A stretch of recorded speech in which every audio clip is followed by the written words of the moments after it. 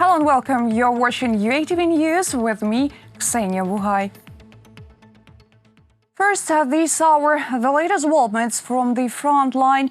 3 Ukrainian servicemen have been wounded in Donbas. Near the village of Volodymyr, 1 military got wounded in a blast of an unknown explosive device. The servicemen have been hospitalized. 2 more military sustained injuries as a result of a grenade explosion in Shumy village. Doctors estimate their condition as satisfactory. The Joint Forces Operation Headquarters also spotted a drone belonging to the illegal armed groups.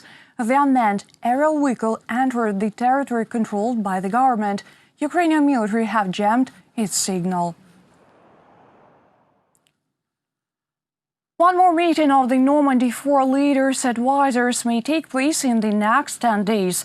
This was announced by the President of Ukraine, Volodymyr Zelensky, during his visit to Austria. Head of the state noted that at the previous meeting held on September 11th, the parties agreed on the implementation of the main condition of the Minsk agreements, the observance of ceasefire. That is highly important. Without this dialogue and these meetings, the future summit of leaders is impossible. Without all this paving the way to stop the war in the east of Ukraine is impossible. To put an end to the war with the smallest human losses and return our territories is extremely important to us. To put an end to the war with the smallest human losses and return our territories is extremely important to us. 2,905 new cases of COVID-19 have been confirmed in Ukraine over the past day. The country ranks 14th among 213 countries hit by the coronavirus. The total number of cases approached 160,000 since the beginning of the pandemic. Ternopil, Kharkiv and Odessa regions, as well as Kyiv City, have the largest number of confirmed cases. Meanwhile, Ukrainian Healthcare Minister held a meeting with city mayors to discuss compliance with quarantine requirements. We have made a decision on further actions. Ukrainian city mayor supported the idea to withhold large-scale public events. Instead, we decided to strengthen control over allowed numbers of people in public areas to keep the necessary sanitary distance in transport and markets. In turn, the mayors processed the adjust schedules in schools and kindergartens. Ukraine does not recognize the presidential elections in Belarus. Such a resolution has been approved by the Verkhovna Rada. The Ukrainian parliament calls on the Belarusian authorities to stop repressions against the opposition, as well as to involve independent international mediators in resolving the crisis in the country. Ukraine also supported imposing of sanctions against those responsible for the falsifications and violence against protesters.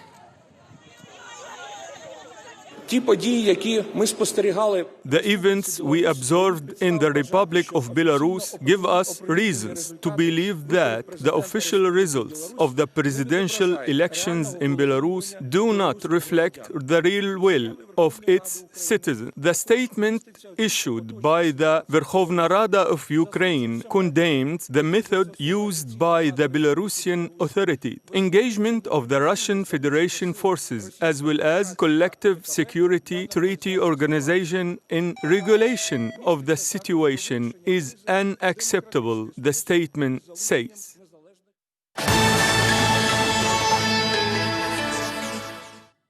New sustainable public transport have appeared in Dnipro city. These are electric buses that can run both on a contact electrical grid and on a battery. Moreover, they can be charged on the go. In addition, they're silent in motion and inexpensive to maintain. 12 electric buses will run the route that connects the Dnipropetrovsk district with the city center. Officials have purchased these vehicles in Belarus at the expense of the funds provided by the European Bank for Reconstruction and Development.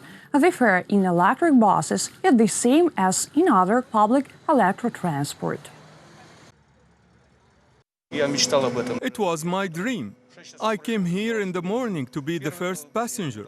but it turned out that other people came even earlier.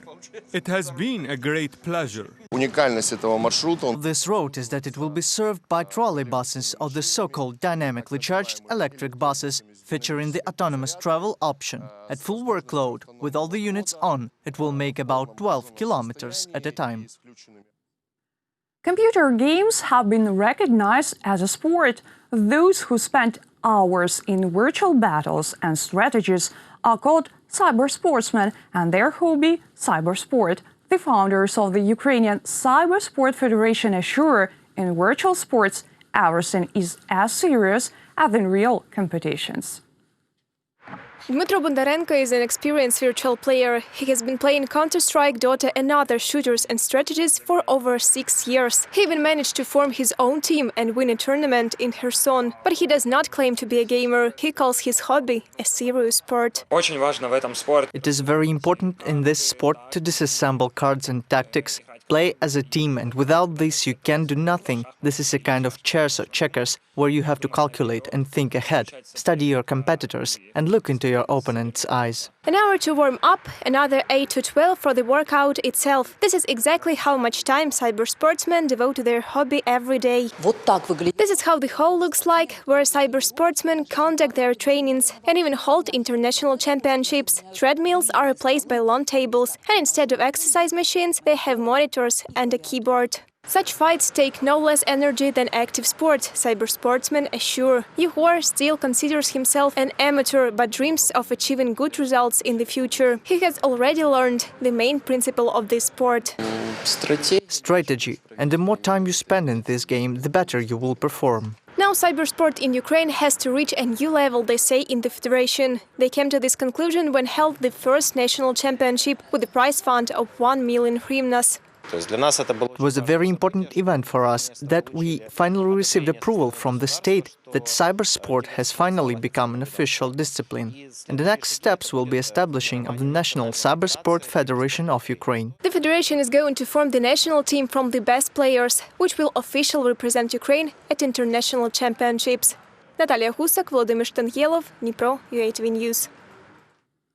A new racetrack instead of the old stadium, Vinnytsia can now host major drifting competitions. This time, 14 racers from 5 different regions of Ukraine competed for the first prize. Next year, however, even more participants are expected to take part. Details next.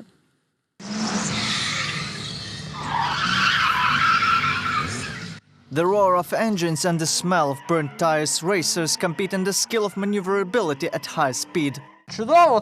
Perfect, the track is prepared, it is technical enough, we are from Lviv. The competitions are being held in Vinnytsia for the first time. The old stadium was specially turned into a racing track. We've done a lot of renovation here. We invested more than 1 million hryvnias in it, so that we could hold competitions and training for amateurs in Vinnytsia. Anyone who wants to drift can do it. We can provide cars for anyone willing to try. And the first seeking to try it out have already tested the cars. Maxim loves speed, so without hesitation he pressed the gas pedal. I've already got a nice ride today. Motions? Great! I like it so much. The track is fast enough, there is a chance to learn and try something new. Very cool, really like it. In these competitions, everyone is a champion. Next year, the ranks of professionals will get replenished by newcomers who will be piloting a racing car for the first time. Reported by Nick Starkov, UATV News. Animals can compete equal to people for the title of the best runner. A Turkish stray cat decided to prove this suggestion. A fur athlete joined the participants in a 100-meter sprint shortly before the finish line and nearly provoked a massive crash. The cat's unexpected run across the track happened in final meters of the distance at the Balkan Athletics U20 Championships. Ukrainian athlete Andriy Vasilyev also took part in the competition. He finished as a runner-up. In total, the Ukrainian team has won 18 awards and took the second place in general classification.